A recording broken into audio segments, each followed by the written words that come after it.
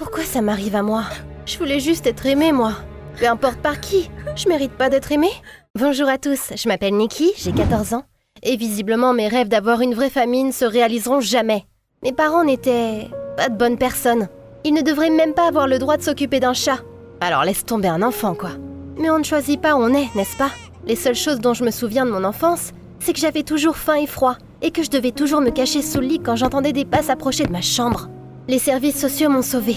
Ils m'ont promis que j'aurais de la nourriture, beaucoup de beaux jouets et, plus important encore, que plus personne me ferait du mal. Je les ai donc suivis avec plaisir, et sans réfléchir 2 fois. Mes parents ne me manqueraient pas du tout, et je pensais que l'orphelinat ne pourrait qu'être mieux que la maison. La réalité s'est avérée être un peu moins idyllique. Bon, on avait déjà de la nourriture, je partageais une chambre avec une autre fille de mon âge, et on avait même des jouets. Au début, j'étais vraiment heureuse, et j'ai même commencé à dormir normalement, sans faire de cauchemars ni craindre constamment les bruits de derrière la porte. Mais là, j'ai découvert que les choses dans mon nouveau monde n'étaient pas aussi géniales et amusantes que je l'avais pensé. Et j'ai compris aussi qu'il ne fallait pas forcément être méchant pour faire mal aux autres. L'indifférence fait tout aussi mal. Les profs ne me remarquaient pas. On ne voulait pas du tout remarquer ce qui se passait dans l'orphelinat. Ceux qui étaient plus âgés en profitaient. Ils prenaient la nourriture des plus jeunes, puis ils les forçaient à faire des tâches ménagères à leur place. Et s'ils refusaient, ils étaient harcelés. Genre vraiment, au point ils pouvaient même se faire tabasser. Je l'ai appris à la dure. Je ne le savais pas du tout au début, que je devais être d'accord avec tout et faire ce qu'ils disaient. Après avoir été enfermée dans les toilettes une journée entière parce que je leur avais désobéi, je suis allée voir les profs et je me suis plaint. Sauf qu'ils avaient visiblement autre chose à faire. Et la cerise sur le gâteau, ceux qui m'avaient enfermée se sont mis en colère et bien pour faire court, c'était terrible. Cette fois-là, j'ai pensé que la vie à la maison n'avait pas été si mauvaise finalement. Je ne sais pas ce qui me serait arrivé ensuite s'il n'y avait pas une jeune prof, Amanda. C'était la seule à avoir eu pitié de moi à l'époque. Elle m'a emmenée au centre médical et s'est assise à côté de moi toute la nuit, en me racontant des contes de fées. Personne n'avait jamais fait ça pour moi avant. C'est comme ça que je me suis fait ma première vraie amie. On a commencé à passer beaucoup de temps ensemble, enfin autant qu'on pouvait. Elle me protégeait des autres, me donnait des cours et s'occupait de moi, comme une vraie mère.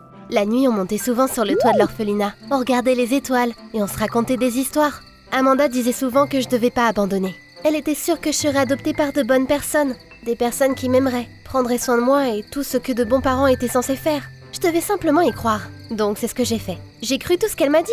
Puis, un jeune couple qui voulait adopter un enfant est venu à l'orphelinat. Ils avaient l'air tellement parfaits, gentils, heureux, bien habillés. Donc j'ai décidé que c'était mon moment. On a tout de suite accroché. Je leur ai lu des poèmes, je leur ai montré mes dessins et je me suis comportée comme une gentille fille très honnête. Et ils m'ont choisie. J'étais tellement heureuse. Une semaine plus tard, après avoir dit au revoir à Amanda et avoir fait mes bagages, je roulais vers une nouvelle vie heureuse dans une belle voiture chère. C'était comme un conte de fées. Molly et Jack, ma nouvelle maman et mon nouveau papa, me disaient à quel point on allait être une parfaite petite famille, tout en rigolant tout le long. Et puis j'ai vu leur maison, un vrai château. J'avais une chambre magnifique, plein de jouets et de vêtements. C'était comme si j'étais Cendrillon, et ma fée marraine m'avait enfin trouvée. J'étais la fille la plus heureuse du monde. Je passais beaucoup de temps avec mes nouveaux parents. Ils m'aidaient à faire mes devoirs, ils m'emmenaient dans des centres commerciaux et m'achetaient tout ce que je voulais. Ils me parlaient de plein d'endroits et de choses incroyables. Et le week-end, on allait toujours dans de nouveaux endroits sympas. Je prenais une épingle et je la lançais au hasard sur une grande carte des États-Unis et on y allait. J'ai même vu le Grand Canyon. C'était vraiment le truc le plus incroyable que j'ai pu voir de ma petite vie. Et on est allé dans des parcs aquatiques, des musées, des théâtres et même l'océan. Je n'avais même jamais rêvé de vivre comme ça. On avait aussi nos petites traditions. Par exemple, avant d'aller au lit, maman venait toujours me dire bonne nuit et me lire un conte de fées. Le matin, papa me conduisait à l'école pour que je n'aie pas à prendre le bus. On passait nos soirées ensemble dans le salon et on se racontait comment s'était passée notre journée. C'était vraiment super, vraiment. J'aimais ces gens de tout mon cœur et j'ai essayé de tout faire pour que ma nouvelle maman et mon nouveau papa ne soient pas déçus de moi. J'aidais à la maison, je me levais avant tout le monde pour préparer le petit déjeuner préféré de maman, j'étudiais bien et je prenais bien soin de mes affaires. Mais au bout d'un moment, j'ai eu l'impression qu'ils avaient cessé de m'aimer. Tu sais, les enfants savent quand ça arrive, même si on ne peut pas trop expliquer comment. C'est juste qu'à un moment donné, maman arrêtait de venir me dire bonne nuit. Puis papa était souvent pressé d'aller travailler, donc il a commencé à me donner de l'argent pour le bus. Puis il ne me donnait plus de goûter dans la gamelle que j'emportais à l'école. Enfin, le soir, mes parents me disaient de rester à la maison, puis ils allaient tout seuls au restaurant. J'espérais que c'était juste parce qu'ils travaillaient beaucoup et voulaient passer du temps entre eux des fois. Mais plus le temps passait, moins c'était agréable. À un moment donné, j'ai compris que le conte de fées était terminé. Maintenant, les choses que je faisais pour eux simplement parce que je voulais les rendre heureux sont devenues mes corvées. Je devais nettoyer toute la maison, préparer le petit déjeuner et même laver les voitures de mes parents. Et si je faisais pas tout à temps, ils m'engueulaient et ils me privaient de nourriture. Évidemment, ils me réprimandaient aussi que je ramenais de mauvaises notes à la maison. Ma vie est passée du paradis à l'enfer et je comprenais pas du tout pourquoi.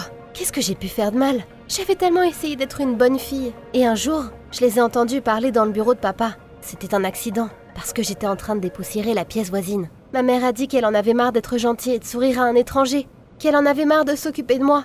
Elle voulait que ce ne soit à nouveau que d'eux. Elle a même dit « Les enfants ne sont pas si amusants que ça au final ». J'ai compris. Pendant tout ce temps, mes parents jouaient juste à la famille avec moi, parce qu'être parents, c'était respectable. Et parce qu'ils m'aimaient. Et maintenant, ils en avaient assez de jouer. Je n'avais plus rien à perdre, vu que je vivais déjà comme une servante dans leur maison, comme Cendrillon. J'ai donc décidé de m'enfuir. J'ai mis des affaires dans un sac, j'ai pris de l'argent que j'avais mis de côté, et je suis sortie par la fenêtre dans la rue la nuit. Pourquoi pas? Ce n'est pas comme si quelqu'un allait me chercher. Mais être seule dans une grande ville que je connaissais à peine, c'était pas facile. Je me promenais dans les rues en pleurant, et je savais pas quoi faire. Je voulais retourner à l'orphelinat, mais personne ne m'aiderait là-bas. Et quand je demandais un peu d'aide aux passants, ils me faisaient signe de partir. Ou alors, ils menaçaient d'appeler la police. Je savais plus quoi faire. Donc je me suis cachée dans un parc et j'ai décidé d'attendre. Peut-être qu'un miracle se produirait. Mais j'aurais dû me douter déjà que les miracles n'étaient pas pour moi. Si j'étais un personnage dans un conte de fées, ce serait un conte de fées très effrayant avec une mauvaise fin. Ils m'ont trouvé.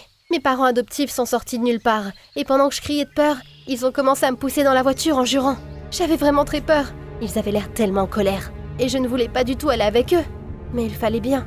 Ce n'était pas comme s'ils demandaient mon avis, quoi. Une fois qu'on était rentrés, on a eu l'engueulade du siècle. Ils ont complètement arrêté de faire semblant d'être gentils. Et ils ont crié que j'aurais pu ruiner leur réputation, que je devais être reconnaissant au lieu d'apporter des ennuis, et beaucoup d'autres choses blessantes. J'ai dit qu'ils me faisaient du mal avec leurs paroles, et qu'ils devraient me renvoyer à l'orphelinat, puisqu'ils n'avaient pas besoin de moi. C'est là que mon père adoptif a souri, et m'a dit que vu que j'étais impolie, je serais punie. Il m'a traînée par la main dans la cave et m'y a enfermée. J'ai été laissée dans l'obscurité totale, dans l'endroit le plus terrifiant possible. Il savait exactement comment me punir, parce que j'avais souvent dit à quel point j'avais peur du noir. J'ai eu l'impression qu'une éternité s'était écoulée avant que les portes ne s'ouvrent à nouveau. J'étais toujours allongée sur la dernière marche, à côté de la porte, en tremblant d'horreur. J'avais l'impression que des ombres et des monstres maléfiques marchaient en dessous, et que si je fermais les yeux, ils me mangeraient vivant. Au début, je n'ai même pas compris qui m'avait sauvée. Quand j'ai enfin capté, c'était Amanda. Elle m'avait vue en ville, et elle avait voulu venir me voir, mais j'étais partie trop rapidement. Et puis elle est venue à la maison de ma famille d'accueil et m'avait sortie du sous-sol.